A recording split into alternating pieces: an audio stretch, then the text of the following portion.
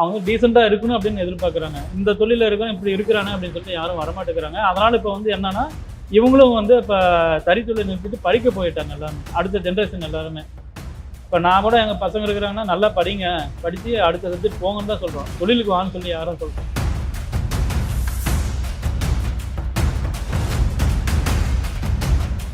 ஒரு இதாக சொல்கிறதுன்னு நினச்சிக்காதீங்க. இப்போ வந்து லேட்டஸ்ட்டாக எல்லாம் போயிடுச்சிங்க பாருங்கள், இந்த சிந்தடிக்கு அது மாதிரிலாம் போகுது. அதெல்லாம் உடுத்தும்போது அந்த பெண்மை ஆண் தன்மை வந்து கம்மியாகும். அதெல்லாம் ஜனங்களுக்கு தெரியுதா என்னன்னு தெரியல.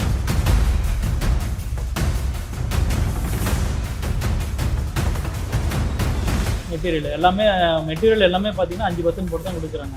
ரா மெட்டீரியல் மட்டும் 5% டேக்ஸ் கிடையாது. ரா மெட்டீரியல் மட்டும் மீதி எல்லாத்துக்குமே 5%, 12% இருந்தது 5% பண்ணிட்டாங்க. எல்லாமே 5% டேக்ஸ் இருக்குது. அந்த ரா மெட்டீரியல் எடுத்து ரா மெட்டீரியலாக நெய்ய முடியாது. சில்கில் கைத்தறிக்கு ரா மெட்டீரியலை வந்து ட்விஸ்டிங் பண்ணணும். ட்விஸ்டிங் பண்ணும்போது இங்கே 5% போட சொல்லிடுறாங்க.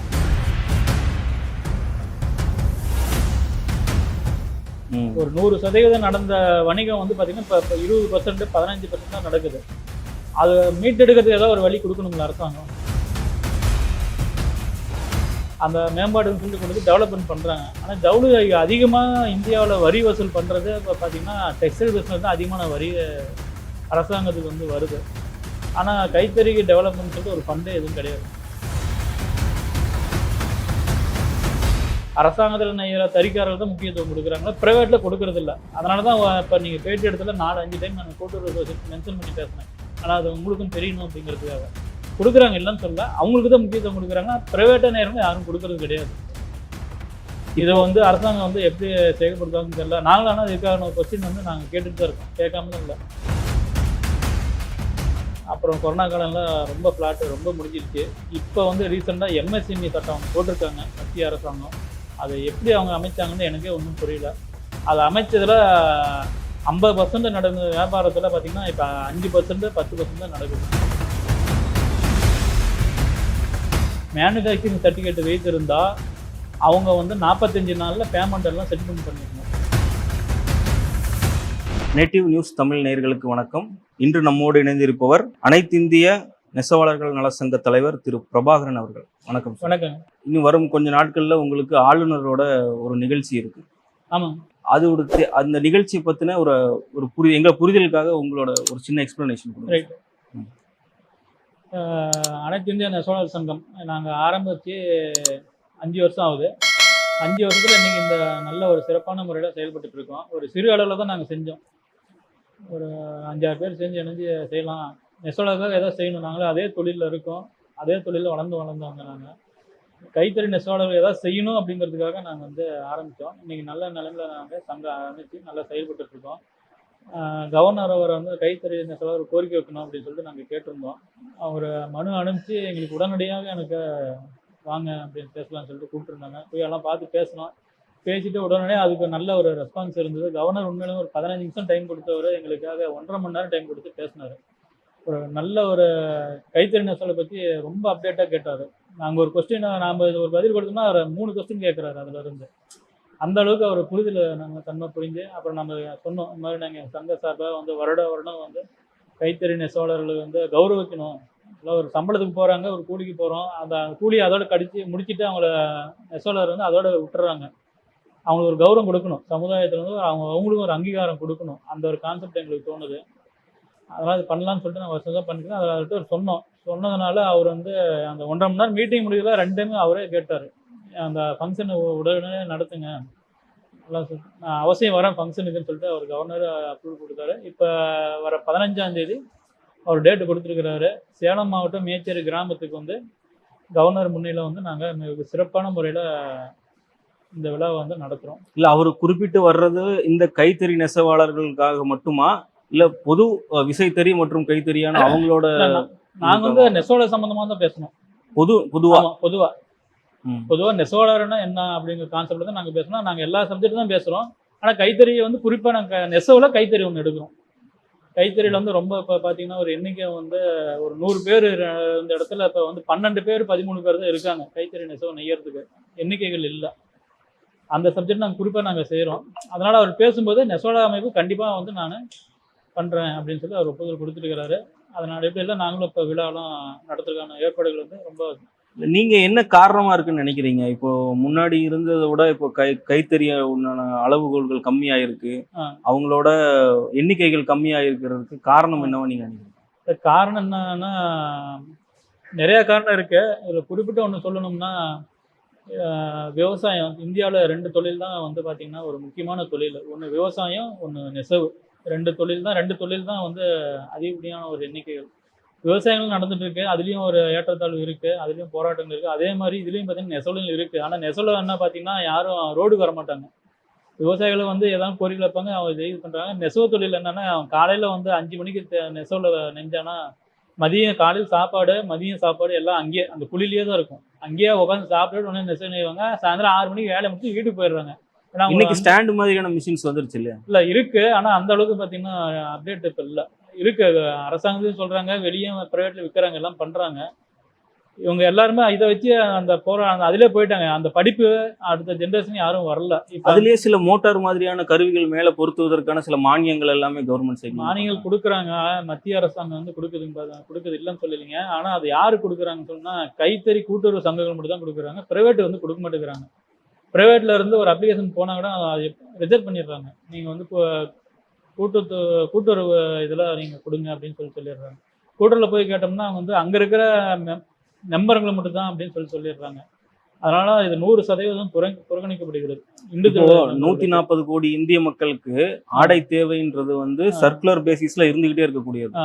அதுல லார்ஜர் வால்யூம் ஆஃப் ப்ரொடக்ஷன்ல ஆ. பவர் லூம்ஸ் கண்டிப்பா தேவைகள் இருக்குது. பவர் லூம், ஆமா. ஆட்டோ லூம் மாதிரியான தேவைகள் கண்டிப்பா இருக்கு. இருக்குது. ஆ. ஆனா பாரம்பரியமான இந்த கைத்தறி முறையை வந்து ஆ.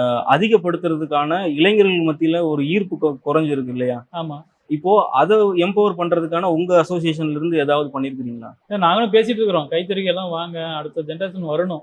இப்ப ஜெனரேஷன்ல பார்த்தீங்கன்னா இல்லைங்க. எல்லாமே அந்த இதுல லேபர் கம்மிங்கிறதுனால இப்போ கொஞ்சம் லேபர் அதிகமா போகுது. எல்லாரும் அந்த ரகத்துக்கு தகுந்த மாதிரி கொஞ்சம் கூலி அதிகமா தராங்க. இருந்தாலும் யாரும் இதுக்கு வர்றதில்ல. எல்லாமே நெசவு நெஞ்சிட்டோம்னா என்னன்னா, இப்ப மேரேஜ் ரொம்ப சிரமமா இருக்கு. இவன் அந்த தறி நெசல் நெஞ்சானா ஆடை அந்த மேல துணி இல்லாம டவுசர் போட்டு லுங்கி கட்டி தான் நெய்வாங்க. இவன் பார்த்தா ஒண்ணு அவ்வளோ டீசெண்டா இல்ல. அப்படிங்கிற மாதிரி கான்செப்ட்ல வந்து எல்லாம் வந்துட்டாங்க. எல்லாமே படிப்புல போயிட்டாங்க. ஜென்ஸு, லேடிஸ் அதாவது லேடிஸ் எல்லாம் முக்கியம். இன்னைக்கு வந்து பெண்கள் வந்து படிப்புல ரொம்ப முக்கியமான இடத்துல இருக்காங்க. அவங்க டீசெண்டா இருக்கணும் அப்படின்னு எதிர்பார்க்குறாங்க. இந்த தொழில இருக்கவன் இப்படி இருக்கிறானே அப்படின்னு சொல்லிட்டு யாரும் வரமாட்டேங்கிறாங்க. அதனால இப்ப வந்து என்னன்னா, இவங்களும் வந்து இப்ப தறித்தொழில் நிறுத்திட்டு படிக்க போயிட்டாங்க எல்லாருமே. அடுத்த ஜெனரேஷன் எல்லாருமே. இப்ப நான் கூட எங்க பசங்க இருக்கிறாங்கன்னா, நல்லா படிங்க. படிச்சு அடுத்த சப்ஜெக்ட் போங்கன்னு தான் சொல்றோம். தொழிலுக்கு வான்னு சொல்லி யாரும் சொல்ற மாதிரி இப்போ நான் ஒரு பவர் லூம்ல ஒரு பட்டு புடவை வந்து இப்போ அதெல்லாம் அந்த ரகம் 11 வகையான ரகங்கள்ல தடை ஆமா. செய்யப்பட்டதுல பட்டும் இருக்கு. ஆமா. இப்போ அங்கங்க ஒரு சில இடத்துங்கள்ல பவர் லூம்ல பட்டு வந்து நெய்யறதா சொல்லப்படுது. ஆமா. இப்போ ஒரு பவர் லூம்ல இருந்து தயாரிக்கப்பட்ட ஒரு பட்டு புடவைக்கும் கைத்தறி பட்டு புடவைக்கும் உள்ள வித்தியாசம் என்ன இருக்கும்? கண்டிப்பா வித்தியாசம் இருக்கு. ஆனா அது வந்து நாங்களும் பேசிட்டு இருக்கிறோம். அங்கங்க 1, 2 நடக்குது இப்ப. நடக்காமலாம் இல்ல.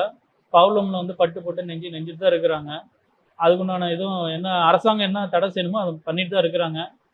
ஆனா அதிக இல்ல நான் என்ன சொல்றேன், அதோட குவாலிட்டி குவாலிட்டி இருக்கு. குவாலிட்டி வந்து கைத்தறியில பாத்தீங்கன்னா குவாலிட்டி 100% நல்லா இருக்குங்க. பவுர்லூம்ல பாத்தீங்கன்னா குவாலிட்டி இருக்காது. அது ஒத்துக்கிறேன் நானு. பவுர்லூம் நடக்குது. இல்லைன்னு சொல்றதுக்கு வாய்ப்பு இல்லை. பவுர்லூம்ல உற்பத்தி அங்க 1, 2 நடக்குது. ஆனா அரசாங்கம் வந்து அதுக்கு என்ன அவங்க திட்டத்தை செயல்படுத்தணும். இல்ல இப்ப நான் என்ன கேக்குறேன், எனக்கு வந்து ஒரு பட்டு புடவை வந்து ஒரு 5000 ரூபாய்க்கு இருக்குன்னு வச்சுக்கோங்களேன். ஒரு முகூர்த்த பட்டு புடவை எடுக்கணும். கைத்தறியில செஞ்சது ஒரு 15000 ரூபாய் சொல்றாங்கன்னு வைங்களேன். நான் 10000 ரூபாய் அதிகமா கொடுத்து வாங்கணும்னா எதனால நான் அதை வாங்கணும் 10000 ரூபாய்க்கு? அதுல என்ன மேம்பாடு இருக்குன்னு நான் கேக்குறேன். கைத்தறிலையா? ஆமா. கைத்தறியில பாத்தீங்கன்னா மேம்பாடு அதனோட எப்படி சொல்ற அதனோட குவாலிட்டி வந்து ரொம்ப நல்லா இருக்கும். கைத்தறியில நெஞ்சது. அது வந்து மரம். அந்த மரத்துல அது வந்து இயற்கை சூழலுக்கு ஏற்ற மாதிரி இருக்கா? இல்ல வந்து சொல்றது அந்த பட்டு இல்ல அந்த பாரம்பரியம் தொடருது அப்படின்றது ஒரு காரணம் மட்டும் தான். இல்ல பாரம்பரியம் இயற்கை. அதனால நல்ல ஒரு ஸ்பெசிஃபிக் இருக்கு. பட்டு துணியை உடுத்தணும்னா அந்த பெண்மைத்தன்மைங்கிறது நல்லா இருக்கும். அது ஒரு இதா சொல்றதுன்னு நினைச்சுக்காதீங்க. இப்ப வந்து லேட்டஸ்டா எல்லாம் போயிடுச்சிங்க பாருங்க. இந்த சிந்தடிக் அது மாதிரிலாம் போகுது. அதெல்லாம் உடுத்தும்போது அந்த ஆண் தன்மை வந்து கம்மியாகும். அதெல்லாம் ஜனங்களுக்கு தெரியுதா என்னன்னு தெரியல. உயிரணுக்களோட உற்பத்தி கம்மியாகும். சரி. அந்த கைத்தறி அந்த பட்டுப்புடவை உடுத்தணும்னா அதனாலதான் அந்த காலத்துல எல்லாமே எதுக்காகனா எல்லாருமே கைத்தறி பட்டுப்புடவை உடுத்தணும் அப்படின்னு சொல்லுவாங்க. அது பிறகு ஜென்ரேஷன் வந்து தெரியல. ஃபேன்சி அடிச்சு எல்லாம் அப்டேட் ஆயிடுச்சு. எல்லாமே அப்டேட் ஆனதுனால பட்டுப்புடவையோட தன்மை வந்து யாரும் உடுத்துறது கம்மியாயிடுச்சு. அது ஒரு செல்வந்தர்கள் மட்டுமே பயன்படுத்தக்கூடிய ஒரு ஆடையா தான் கிடையாதுங்க. செல்வந்தர் மட்டும்தான் பட்டு புடவை உடுக்கணும் அப்படின்னு சொல்லிட்டு அது ஏதோ அப்போ ஒரு வசனத்துல யாரோ சொன்னாங்களா இப்போ தெரியல. ஒரு மிடில் கிளாஸ், ஒரு அப்பர் மிடில் கிளாஸ் இருக்காங்க அப்படின்னா அவங்க முகூர்த்தத்துக்கு மட்டுமே பட்டு புடவைகள் வந்து சில விழாக்களுக்கு மட்டுமே பட்டு புடவை உபயோகிக்கக்கூடிய சூழ்நிலை தான் இருக்கு. ஆ, அப்போ இங்க கைத்தறி அடிப்படையா கொண்டு பட்டு நெய்தல் மூலியமா வரக்கூடிய சேலைகளுக்கு ம். விழா காலங்களில் மட்டும்தானே உங்களுக்கு அதோட தேவை இருக்கு. அன்றாட வாழ்வியல்ல கைத்தறியோட கண்டிப்பா அது ஓகே ஒத்துக்கலாம். விசேஷ காலங்களுக்கு சுப நிகழ்ச்சிகளுக்கு அது வந்து பட்டு புடவை எடுக்கிறாங்க. இன்னைக்கு ஏன்னா பட்டு புடவை வந்து உற்பத்தி ரொம்ப கம்மியாயிடுச்சு. ஒரு 100 தறி இருந்த இடத்துல வந்து பாத்தீங்கன்னா இப்போ ஒரு 20 தறி தான் இருக்கு. ஆனா டிமாண்ட் அதிகமா தான் இருக்கு. அது கைத்தறியோட டிமாண்ட் அதிகமா இருக்குது. ஆனா நெய்யறதுக்கு உண்டான ஆள் இல்ல. 100 பேர் இருந்த இடத்துல இப்ப 12 பேர் தான் இருக்காங்க. ஆட்களே இல்ல இப்ப. அந்த இன்னைக்கு அளவுக்கு வேகமான உலகமா மாறிடுச்சு இப்போ மாறிடுச்சு. எல்லாமே. ஆ, இப்போ ஒரு இடத்துல உட்காந்து ஒரு 2 நாள் நீங்க சொல்ற மாதிரி உடல் உழைப்பு அதிகமா இருக்கக்கூடிய வேலை கைத்தறி ஆ, இல்லையா? இப்போ பவர் லூம்ஸ் கம்பேர் பண்றப்போ ஆமா. அந்த மாதிரியான உடல் உழைப்புக்கு இப்போ இதுக்கு முன்பு இருந்த தலைமுறைகள் அதை வந்து செஞ்சுக்கிட்டு வர்றாங்க. ஆ, இதுக்கு அடுத்த தலைமுறைகள் வந்து மாடர்னைசேஷன் மிஷினரி இப்படி போகக்கூடிய சூழ்நிலையில அதிகமான வருமானம் ஈட்டணும் அப்படின்ற நோக்கத்துல தான் ஒவ்வொரு தொழில் முனைவரோட மைண்ட் செட்டுமே கான்செப்ட் இருக்கும். இருக்கும். ஆமா. அப்போ இந்த கைத்தறிகள் இதுக்கு அடுத்த தலைமுறைக்கு ஒரு பெரிய கேள்விக்குறியா இருக்கிறதா நீங்க ஃபீல் பண்ணலையா? இருக்குது. அப்படிதான் நடந்துட்டு இருக்கு இப்ப. ம். ஜிஎஸ்டி இதனால ஒரு இழப்பாயிடுச்சு. எம்எஸ்எம்இனால ஒரு இழப்பாயிடுச்சு எங்களுக்கு. இந்த 5% ஜிஎஸ்டின்றது ஆ, உற்பத்தியாளர்களுக்கு தானே. இப்போ ஆ, பெரும்பாலான தொழிலாளர்கள் எல்லாமே வந்து கூலியின் அடிப்படையில் தானே வந்து வாங்கிக்கிறாங்க. ஒரு புடவை நெய்தால் இவ்வளவு பணம் கூலி அப்படின்ற ஆமா. மாதிரி தானே வாங்குறாங்க. ஆ. உற்பத்தியாளர்களுக்கு இருக்கக்கூடிய அந்த 5% ஜிஎஸ்டின்றது உங்களை எந்த அளவுல பாதிக்குதுன்னு நீங்க நினைக்கிறீங்க? உற்பத்தியாளர்கள் பாதிக்குதுங்க. ஏன் பாதிப்பு இல்லாம? ஏன்னா நாங்க அங்க வந்து 5% பில்லு போட்டு தான் எடுக்கிறோம். மெட்டீரியல் எல்லாமே பாத்தீங்கன்னா 5% போட்டு தான் கொடுக்குறாங்க. ரா மெட்டீரியல் மட்டும் 5% டேக்ஸ் கிடையாது. ம். ரா மெட்டீரியல் மட்டும். மீதி எல்லாத்துக்குமே 5%, 12% இருந்தது 5% பண்ணிட்டாங்க. எல்லாமே 5% டேக்ஸ் இருக்கு. அந்த ரா மெட்டீரியல் எடுத்து ரா மெட்டீரியல் நெய்ய முடியாது. சில்க்ல கைத்தறிக்கு ரா மெட்டீரியலை வந்து ட்விஸ்டிங் பண்ணணும். ட்விஸ்டிங் பண்ணும்போது இங்க 5% போட சொல்லிடுறாங்க. 5% போட்டு தான் நாங்களும் 5% போட்டு தான் இந்தாண்ட விற்கிறோம். அதனால கடையில வந்து என்ன சொல்லிட்டாங்க, 5% டேக்ஸ். ஏன்னா இந்த பட்டு புடவை மாதிரியான இந்த புடவைகள் இது சம்பந்தப்பட்ட கார்மெண்ட்ஸ் எல்லாமே சாதாரண விலை கொடுத்து ஒரு 1000 ரூபாய்க்குள்ள கொடுத்து வாங்கக்கூடிய பொருட்கள் கிடையாது. எல்லாமே வந்து ஒரு 10,000 15,000 அப்படி இருக்கக்கூடிய பொருட்களாக தான் இருக்கு. அவ்வளோ வேல்யூ ஆடட் ப்ராடக்ட் தான் அது எல்லாமே. ஆமா. அப்போ அதுக்கு உண்டான ஜிஎஸ்டின்றது இருக்கிறது ஒரு நியாயம் தானே. அது நீங்க எப்படி அது வந்து உங்களுக்கு பிரச்சனையா இருக்குதுன்னு ஜிஎஸ்டி சொல்றீங்க? இருக்கு நியாயம் தான் ஒத்துக்கிறோம். இப்போ நம்மளுக்கு ஒரு துண்டு மாதிரியோ ஒரு அந்த லுங்கி மாதிரியோ வேஷ்டிகள் மாதிரியான விஷயங்களுக்கு பண்றப்போ அதுக்கு உண்டான ஜிஎஸ்டி இருந்ததுன்னா நம்ம அதை சொல்லலாம். ஒரு 15,000 20,000 அது ஒரு லார்ஜ் நம்பர்ஸ்ல பார்த்தா பல கோடிகள்ல வருமானம் விற்பனை இருக்கக்கூடிய ஒரு ரைட். பிளாட்ஃபார்முக்கு ஒரு ரெகுலரைசேஷன் கவர்மெண்ட் பண்ணணும்னா அதுக்கு உண்டான வரிகள்ன்றது மேண்டேட்டரி. அதை அரசாங்கம் சம்பாதிக்கிறது வரிகள் போடணும், போட்டதான் அரசாங்கம் நடத்த முடியும். அந்த சப்ஜெக்ட் நான் வரல. ஆனா கைத்தறிக்கு வந்து இப்ப பாத்தீங்கன்னா அழிவுல போயிட்டு இருக்கு. ஒரு 100% நடந்த வணிகம் வந்து பாத்தீங்கன்னா இப்ப 20% 15% தான் நடக்குது. அது மீட்டெடுக்கிறதுக்கு ஏதாவது ஒரு வழி கொடுக்கணுங்களா அரசாங்கம்? இன்னொரு பெரிய ஒண்ணு அரசாங்கத்துல ஒண்ணு இருக்கு. அது யாராவது சொல்லியிருக்காங்களா இல்லையான்னு தெரியல. நான் ஒண்ணு சொல்றேன். எல்லா தொழிலுமே வந்து அரசாங்கம் வரி வாங்கிட்டு அரசாங்கம் நடக்குது. அந்த தொழில் மேம்பாட்டுக்குன்னு சொல்லிட்டு ஒரு ஃபண்ட் வந்து ஒதுக்குறாங்க. அந்த மேம்பாட்டுக்குன்னு சொல்லிட்டு கொடுத்து டெவலப்மெண்ட் பண்றாங்க. ஆனா ஜவுளி அதிகமா இந்தியாவில் வரி வசூல் பண்றது இப்போ பார்த்தீங்கன்னா டெக்ஸ்டைல் பிஸ்னஸ் தான் அதிகமான வரி அரசாங்கத்துக்கு வந்து வருது. ஆனா கைத்தறிக்கு டெவலப்மெண்ட் சொல்லிட்டு ஒரு ஃபண்டே எதுவும் கிடையாது. இதை நீங்களும் ஆனா கவர்மெண்ட் சில ஸ்கீம்ஸ் எல்லாம் உங்களுக்கு கொடுத்துருக்காங்கல்ல, இலவச மின்சாரம் எல்லாமே கொடுக்குறாங்க, இல்லைன்னு சொல்லல. மிஷின் வாங்குறதுக்கு லோன்ஸ், மிஷின் வாங்குறதுக்கு முத்ரா லோனு எல்லாமே கொடுக்குறாங்க. வட்டி இல்லாத கடன் கூட இருக்கு. எல்லாமே கொடுக்குறாங்க. அரசாங்கத்தில் என்னென்ன அவங்க சொல்றாங்க எல்லாமே கொடுக்குறாங்க. எல்லா நெசவாளர்களுக்கும் போய் சேருதான்னு சொல்லி அவங்க பார்க்கணும். எல்லா நெசவாளரும் போறதே கிடையாதுங்க. இப்போ உங்க மாதிரியான அசோசியேஷன்ஸ் வந்து இப்போ இந்த அசோசியேஷன் இருக்கிறது அவங்கள மாதிரியான வாழ்க்கை மேம்பாட்டுக்கு தானே நீங்க அசோசியேஷன்ஸ்லாம் ரன் பண்றீங்க. இப்போ உங்க முன்னெடுப்புனால அவங்களுக்கு சில பயன்கள் கிடைக்கணும் இல்லையா? இல்லை பயன்படுது. ஆனால் அரசாங்கம் வந்து நாங்கள் என்னதான் கோரிக்கைகள் வச்சாலும் அதை வந்து அப்போதைக்கு சரின்னு சொல்றாங்களே ஒழிய அதை செயல்பாட்டில் வர்றதில்லை. எதை செயல்படுத்தணும் அரசாங்கம் எந்த திட்டங்கள் வந்தாலும் கூட்டுறவு சொசைட்டியில் இருக்கிற நெசவாளர்கள் மட்டும் தான் கொடுக்குறாங்க. ப்ரைவேட்டுக்கு சொல்லிட்டு நெசவாளர் வந்து கொடுக்கறதே இல்லை. எந்த திட்டமும் கொடுக்கறதே கிடையாது. சொல்றாங்களே ஒழிய ஆனால் கொடுக்கறதே கிடையாது. முத்ராவில் வந்து நெசவாளர் இத்தனை லட்சம் பேர் கொடுத்துருக்கோம் அப்படின்னு சொல்லி அவங்க ஒரு டேட்டா கொடுக்குறாங்க. அதில் போய் பிரித்து பார்த்தீங்கன்னா ப்ரைவேட்டுக்கு வந்து ஒரு 2% ஆயிருக்கும். இந்தியாவிலேயே அதிகப்படியான முத்ரா லோன்கள் வழங்கப்பட்ட மாநிலம் தமிழ்நாடு. அந்த தமிழ்நாட்டில் அதிகமா முத்ரா லோன்கள் வாங்கின பகுதி வந்து பாத்தீங்கன்னா கொங்கு பகுதி. இல்லை அந்த அம்மா அன்னைக்கு சொன்னாங்க, இவங்க சென்ட்ரல் மினிஸ்டர் வந்து வந்திருந்தாங்க, ஃபைனான்ஸ் மினிஸ்டர். ம் பத்திரிகையாளர் கேட்ட கேள்வி அவங்களே வந்து நான் பார்த்துட்டு சொல்றேன்னு 2வது அப்படியே முடிச்சிட்டாங்க. ம் ஆனா வந்து அது எப்படி சொன்னாங்கன்னு எனக்கும் தெரியல. ஆனா இருந்தாலும் வந்து பாத்தீங்கன்னா கைத்தறியில வந்து முத்ரா லோன் ரொம்ப ரேருங்க கொடுக்கறது. கூட்டுறவு சொசைட்டி தான் கொடுக்குறாங்க. நம்ம வளைச்சு ஏன் இதை சொல்றேன்னா அவங்களுக்கு தான் முக்கியத்துவம் கொடுக்குறாங்க. அரசாங்கம் வந்து அரசாங்கத்தில் நெய்கிற தறிக்காரர்கள் தான் முக்கியத்துவம் கொடுக்குறாங்க, பிரைவேட்ல கொடுக்கறது இல்லை. அதனால தான் இப்போ நீங்கள் பேட்டி இடத்துல 4-5 டைம் நான் கூட்டுறவு சொசைட்டி மென்ஷன் பண்ணி பேசினேன். ஆனால் அது உங்களுக்கும் தெரியணும் அப்படிங்கிறதுக்காக கொடுக்குறாங்க, இல்லைன்னு சொல்ல. அவங்களுக்கு தான் முக்கியத்துவம் கொடுக்குறாங்க, பிரைவேட்டாக நேரம் யாரும் கொடுக்கறது கிடையாது. இதை வந்து அரசாங்கம் வந்து எப்படி செயல்படுத்தாங்கன்னு தெரியல. நாங்களும் ஆனால் இதுக்கான கொஸ்டின் வந்து நாங்கள் கேட்டுட்டு தான் இருக்கோம், கேட்காம தான் இல்லை. இப்போ இது மக்கள் மத்தியில வந்து பாத்தீங்கன்னா ஒரு சுயசார்பு தொழில் சார்ந்த விஷயமா இருக்குது கைத்தறின்றது. இப்போ ஒரு குடும்பம் இருக்காங்க அப்படின்னா அவங்களுக்கு கீழே ஒரு 2 தறி இருக்குது. அவங்க அதன் மூலியமா அவங்க அது மூலியமா நெஞ்சு அதன் மூலியமா வருமானத்துல வாழ்க்கையை ஓட்டுறதுக்கு உண்டான சூழ்நிலைகள் இருக்கு. இப்போ இதனால இவங்களோட வாழ்க்கை மேம்பாடு வந்து எந்த அளவுக்கு கடந்த ஒரு இந்த சுதந்திர இந்தியாவில் இது வந்து கைத்தறின்றது ரொம்ப வருடங்களான பாரம்பரியமான விஷயம். சுதந்திர இந்தியாவில் இந்த கவர்மெண்ட் ஸ்கீம்ஸ் இதெல்லாம் தாண்டி இந்த சுயசார்பு தொழில் செய்யக்கூடிய 1-2 தறிகள் வச்சு வரக்கூடியவங்களோட வாழ்க்கை மேம்பாடு அடைஞ்சிருக்குதா? வாழ்க்கை மேம்பாடு பார்த்தீங்கன்னா ஒவ்வொரு இடத்துல அப்டேட் ஆனது நல்லா இருக்கு, இல்லைன்னு சொல்லலை. ஆனால் இப்போ பார்த்தீங்கன்னா கொரோனா காலம் வந்து ரொம்ப பின்னடைவு போயிட்டு இருக்கு. கொரோனா காலம் வந்து இந்த ஜிஎஸ்டி வந்தது, அதில் ரொம்ப பாதிப்படைச்சாங்க. அப்புறம் கொரோனா காலம்ல ரொம்ப ஃப்ளாட்டு ரொம்ப முடிஞ்சிருச்சு. இப்போ வந்து ரீசெண்டாக எம்எஸ்எம்இ சட்டம் ஒன்று போட்டிருக்காங்க மத்திய அரசாங்கம். அதை எப்படி அவங்க அமைச்சாங்கன்னு எனக்கே ஒன்றும் புரியல. அதை அமைச்சதுல 50% நடந்த வியாபாரத்தில் பார்த்தீங்கன்னா இப்போ 5%, 10% தான் நடக்குது. என்ன இடர்பாடுகள் இருக்குன்னு நீங்கள் நினைக்கிறீங்க? என்ன இடர்பாடு இருக்குன்னா, மத்திய அரசு வந்து எம்எஸ்எம்இ சர்டிஃபிகேட் வச்சிருக்கிறவங்களுக்கு 45 நாளில் பேமெண்ட் வந்து ரொட்டேஷன் நடக்கணும் அப்படின்னு சொல்லி ஒரு ரூல்ஸ் போட்டிருக்காங்க. அது வந்து வரவேற்க திட்டம், இல்லைன்னுலாம் சொல்லலை.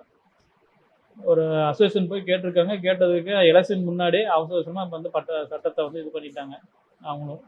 ஆனால் யாரை கேட்டாங்களோ என்னன்னு தெரியல, பொதுவப்படியான வந்து கேட்ட மாதிரி தெரியல. இப்போ அதனால வந்து டெக்ஸ்டைல் தொழில ரொம்ப பின்தங்கி போயிட்டு இருக்கு. ஒரு அந்த 3ஆம் மாசத்துலேருந்து இப்போ கிட்டத்தட்ட ஒரு 8-9 மாதம் ரொம்ப பின்தங்கி போயிட்டு இருக்கு. இது மத்திய அரசாங்கம் எப்படி செயல்படுதான்னு தெரியல. என்ன ஒரு சட்டம் போட்டிருக்காங்கன்னா, எம்எஸ்எம்இல வந்து 2ஆக பிரிச்சிருக்காங்க. ஒன்று மேனுஃபேக்சரிங்கு, ஒன்று ட்ரேடிங்கு. மேனுஃபேக்சரிங் சர்டிஃபிகேட் வைத்திருந்தா அவங்க வந்து 45 நாளில் பேமெண்ட் எல்லாம் செட்டில்மெண்ட் பண்ணிடணும் அப்படின்னு கொடுத்துருக்காங்க. இப்போ வந்து நான் வந்து ஒரு பட்டு சேலை தயாரிக்கிறது மேனுஃபேக்சரிங் வந்து 12 இடத்துல வந்து நான் மெட்டீரியல் வாங்கணும். சூரத்து, பெங்களூரு, எங்கெங்கெல்லாம் வாங்கணும். அந்த மெட்டீரியல் வாங்கி தான் நான் வந்து உற்பத்தி பண்ணணும். அந்த ஒரு சீலை வந்து ப்ரொடக்ஷன் ஆகி வெளியே வருது எனக்கு 2 மாதம் ஆகும். டையிங்க போயிட்டு வரணும், ட்விஸ்டிங் போயிட்டு வரணும், எல்லாம் போயிட்டு வரணும். ஆனால் 2 மாதம் ஆகும். நான் வந்து உங்களை அந்த பார்ட்டிக்கு வந்து 45 நாளில் பேமெண்ட் கிளியர் பண்ணணும். 12 பேருக்கு கிளியர் பண்ணிடணும். சரி, நான் இப்போ பண்ணிடுறேன். 2 மாதம் கழிச்சு எனக்கு அந்த பொருள் வந்து என் கைக்கு வருது. நான் வந்து டைரெக்டாக கன்சூமர் கொண்டு போகிறதில்ல, ஒவ்வொரு டீலர் தான் கொடுக்க போகிறேன். ஒரு ஜவுளி நிறுவனம், ரீட்டைல் ஷோரூம் தான் கொடுக்க போகிறேன். அவங்க வந்து பார்த்தீங்கன்னா ட்ரேடிங் சர்டிஃபிகேட் வச்சுருக்காங்க. அவங்க வந்து வாங்கிக்கிறவாங்க, அவங்களுக்கு தான் நாங்கள் விற்க போகிறோம். ஆனால் அவங்களுக்கு இந்த ரூல்ஸ் இல்லைன்னு சொல்லி அரசாங்கம் சொல்லியிருக்காங்க. அவங்க 2 மாதம் கழிச்சு கொடுக்குறாங்க. உற்பத்தியோட நடைமுறையில செட்டில்மெண்ட் வந்து நீங்க சொன்ன அந்த கால அவகாசத்துக்குள்ள நடக்கணும். ஆமா. ஆனா உற்பத்தியாளருக்கு வர வேண்டிய பணத்துல அவங்களுக்கு அந்த டீலர்ஸ்க்கு வந்து சர்டிஃபிகேட் வச்சவங்களுக்கு இல்ல அப்படின்றது இருக்கு. ஆனா அப்ப என்ன சொல்லிட்டாங்க, எல்லா பெரிய பெரிய இந்தியாவில் இருக்கிற அனைத்து ஜவுளி நிறுவனங்களுமே வந்து எம்எஸ்எம்இ சர்டிஃபிகேட் கேன்சல் பண்ணுன்னு சொல்லி அவங்களே லெட்டர் கொடுக்குறாங்க. எம்எஸ்எம்இ சர்டிஃபிகேட் கேன்சல் இருந்தா என்கிட்ட ஆர்டர் கேட்டுட்டு வா, நான் பிஓ தரேன், இல்லைன்னா இல்லைன்னு சொல்லிடுறாங்க.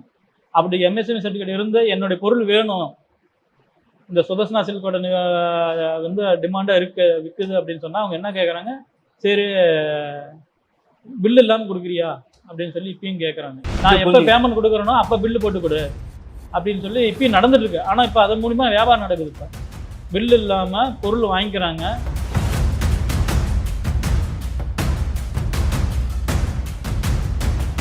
அதை மேனுஃபேக்சரிங்கு, ட்ரேடிங் ரெண்டாக பிரித்து பண்ணுறாங்க. மேனுஃபேக்சரிங் மட்டும் தான் 45 நாள் பேமெண்ட் சிஸ்டம், ட்ரேடிங் இருக்கிறவங்களுக்கு ரூல்ஸ் கிடையாதுன்னு சொல்கிறாங்க.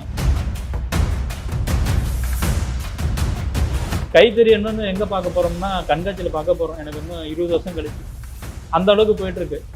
இதுதான் கைத்தறி, இப்படி தான் நெஞ்சோம் அப்படின்னு சொல்லி கண்காட்சியில் வச்சு கற்றுக் கொடுக்குற மாதிரி காலம் வந்து வந்துடும். ஐடி கம்பெனிக்கு போகிறாங்க, 30,000 சம்பளம் வருமானம் தான் பெறுறாங்க. இதில் அதோட 2 மடங்கு 3 மடங்கு வருமானம் இருக்குது. அந்த அளவுக்கு நல்ல வருமானம் இருக்குது தொழிலில்.